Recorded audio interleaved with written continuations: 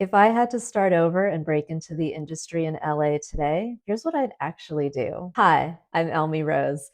I'm an LA native and I've done a few different jobs in this industry, both in front of the camera and behind it. So if I had to do it all differently starting now, this is what I'd do. I would get on a set in any way possible. Any kind of set, a big movie, an indie movie, a student film, a music video. I would get there early, at least on time, and I would watch everything. There really is no better replacement for being in the environment that you want to work in. I do encourage you to do a lot of research online. The internet is a great tool, but I also encourage you to get yourself on a set. Maybe you do it as a background actor, maybe you do it as an intern, maybe you're just visiting someone, but being on set is what's going to make it feel real, and it's going to give you real insight into how all of this actually works. One thing, wear closed toed shoes, okay? I learned that the hard way. Point two, I would learn every department and I would learn what they do. What does a grip do? What does the AD do? What does wardrobe do?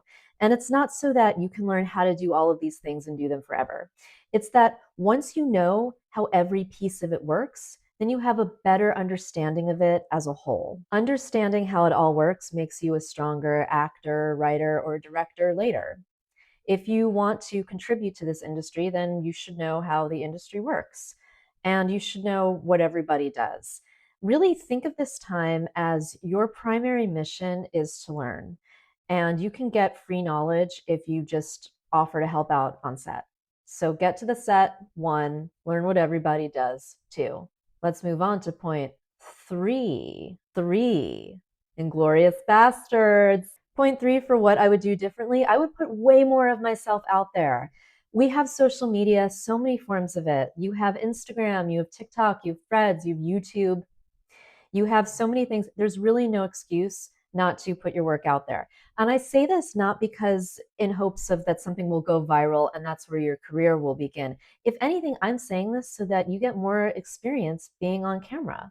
You want to get better on camera? The best way to do that is to put yourself on camera. See what videos work, see yourself get more comfortable, see what people respond to. It's also like really good, like free feedback to see if they pick up on like your really LA voice. Because one time you made the mistake of calling him Pedro Pascal. And the next thing you know, everyone's like, whoa, dude, your voice is so LA. I'm really sorry about that. If the worst thing that happens is people say you have an LA voice, then dude, that's awesome. Let's move on to point four, okay? Point four is a big one. This was a mistake I made. I don't want you to make it. So here it is. I would focus more on getting better than getting repped. Let me explain what I mean by that. I think a lot of people rush to find an agent or a manager before they even know their own voice yet. It's obviously great to have an agent, but I wouldn't look at that as your goal. And you're probably like feeling a lot of pressure like, oh, I got to get an agent so that I can get paid work. But like really you should not be going into this trying to get paid. Not at first. You got to be willing to be flexible because learning stuff at this point is so much more beneficial than just like trying to book work. I mean, ideally, you're doing both. And I'm not saying that an agent isn't helpful. Obviously, they are. What I'm saying is to like think about doing it in the right order. So if like your first priority is getting an agent, is that really the right order? Do you have lots of acting or directing or writing experience already? If you do, then you know maybe that's a different conversation. But if you don't, then don't make that your focus because like stuff tends to unfold as it should.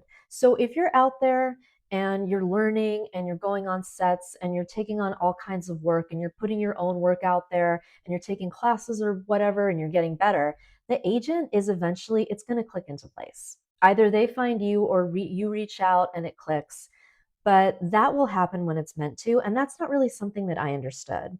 Maybe that's because I started as a child actor. Growing up, I thought it was just really normal for everyone to go on commercials and have an agent. I think it wasn't until I was in like middle school when I realized like, oh, that's not how everyone's childhood works. So that may have like put extra pressure on me.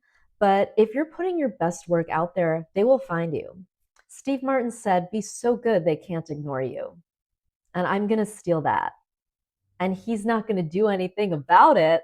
Point five, this is a big one. I would treat no as information, not as a verdict. A lot of people in this industry are going to say no to you. Do not be one of them. You need to be your biggest yes man, not out of pure delulu, although pure delulu helps, but because if you don't even believe in yourself, why is anyone else going to? It's called show business. It's a business. People want to make money. I'm sorry. They do. It's someone saying, you know what? I don't think this person is right for this project. It's not them saying, you know what? This person sucks. This person shouldn't be around. This person should go home. Like, don't think of it that way. The only person who can decide if you suck is you. Point six. This is a big one. Here we go. Throw your timeline out the freaking window. It's probably going to take longer than you think, and that's normal. Do not put pressure on yourself. It will not help you. Trust me, I know, I've been there. Pressure actually doesn't help. Here's what will help. What will help you is giving yourself space, time, and room to grow. That's why I say don't jump into this hoping to make money right away. I mean, you could, right? Look into background work, look into assistant work. If you're going to look into assistant work, though, pro tip, look into assisting on the lot or in their production office, not being a personal assistant. Only because I think for me personally, you're going to learn so much more if you're assisting people on the studio, even if it's like just answering phones, than you will picking up like Bradley Cooper's dry cleaning. I don't know why I chose Bradley Cooper. I have never assisted for Bradley Cooper. I have been a personal assistant for some celebrities, all great gigs, but they didn't like necessarily bring me closer to like understanding how to break in the industry. But that's just my personal POV. That's why so many people get jobs in the restaurant industry or in retail so that you can like turn your brain off, do the job that makes you money, gets you the bucks so that you can pay to funnel it into your bigger goals. Don't really try to make the bigger goals also the money goals because the pressure, it's going to take more time than you think it will. And the next thing you know, you're going to be like hitting yourself in the face, being like, oh, I'm so old. How am I so old and I haven't achieved anything? I mean, I don't know. I mean, I've never done that. I'm just saying, like, I have done that and I don't want you to do that.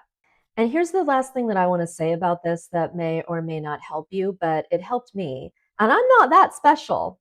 So I think it'll help you. Here we go. Talent in this industry is a given. You have to be talented. Everyone's talented. Talented is like, yeah, obviously. If it's not about talent, then what is it about? It's about momentum. If you don't give up, you're halfway there. It's about who can keep showing up and who can get a little bit better every time. Are there hugely untalented people who are big successes? Yeah, of course. But in some ways, that's its own talent, right? To reach a level of success without being talented. So just make it easier on yourself and be talented. And talent is just the frequent reapplication of skill that you learn over time.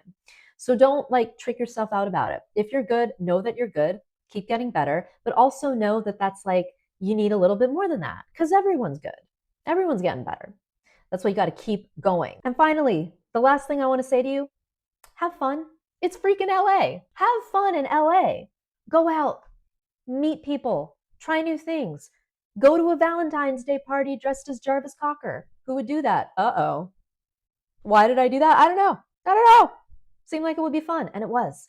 Do things because they're fun. Because, like, think about what it is you want to do in this industry. It's based on fun and whimsy, it's based on storytelling. You want to be a director, a writer, a producer, an actor, a performer in any way, you're telling a story. That's fun as hell. Have fun. You're only young once. And I know what you're thinking. Maybe you're thinking, oh, I'm in my 30s now. Oh, I'm in my 40s now. Oh my God, you're still young. Go up to an 85-year-old person. Ask them how much money would you spend to be 38 for a day? They'll spend so much freaking money. You're not too old. You're not too stupid. You're not whatever. You're in LA. You're going to have fun and you're going to be fine as long as you keep going. And you can tell I'm legitimate because check this out. Oh, yeah, that's a copy of Story by Robert McKee. They just give you that at birth. They give a copy to your parents at the hospital. They say, give this to your kid when they turn 18. It's one of our most beautiful, deeply cultural LA traditions. So I hope these tips helped you. Let me know. I can give you more. If they didn't help at all, then welcome to LA. All right. This has been a great talk. Thanks for watching. Bye.